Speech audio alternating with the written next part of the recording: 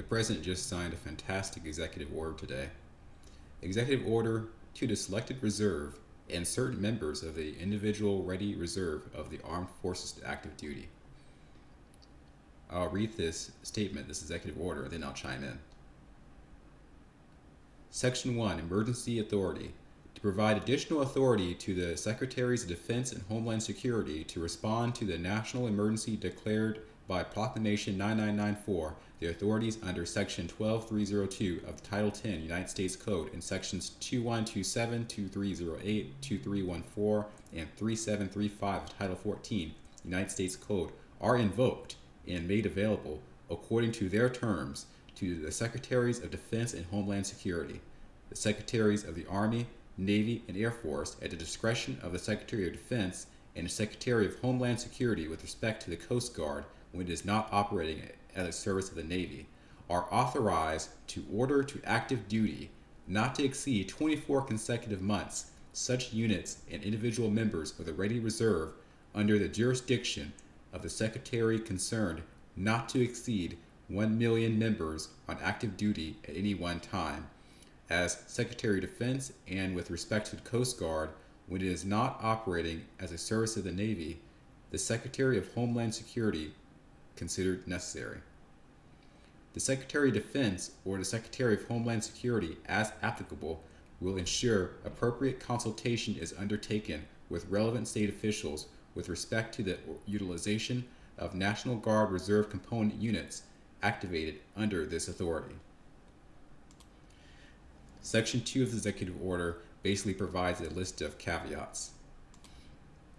I decided to go ahead and read out this executive order and discuss it because I realized that it may have some additional significance in the context of what we know about AKA the storm. Or really I should say Trump's probe of corruption, AKA the storm.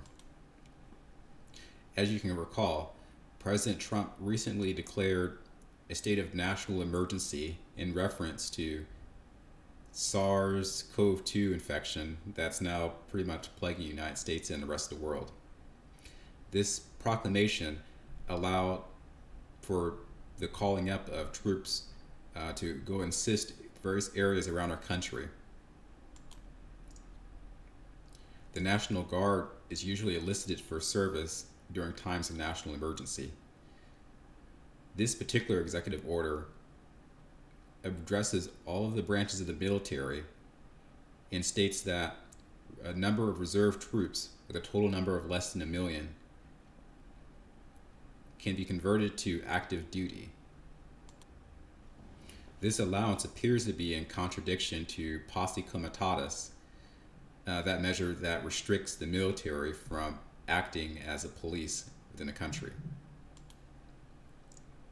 The key world theory about this executive order is that it's going to allow our troops to participate in real wartime exercises in our nation, presumably to clean up corruption as a secret measure.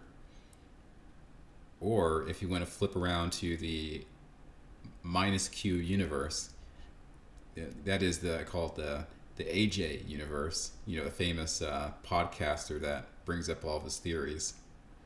This could be a conversion of the U.S. troops to become the new policing force that will then enact martial law, that will then enact the loss of all civil liberties, that will then enact the shuttling of Americans into concentration camps for the ultimate purpose of population reduction. Meaning this is probably the most consequential executive order proclamation of our lifetime in America.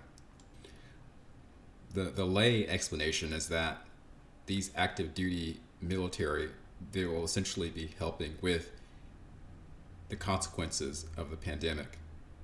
They'll help to convert structures to hospitals, help to shuttle resources that are needed for areas that are heavily impacted, things of that nature.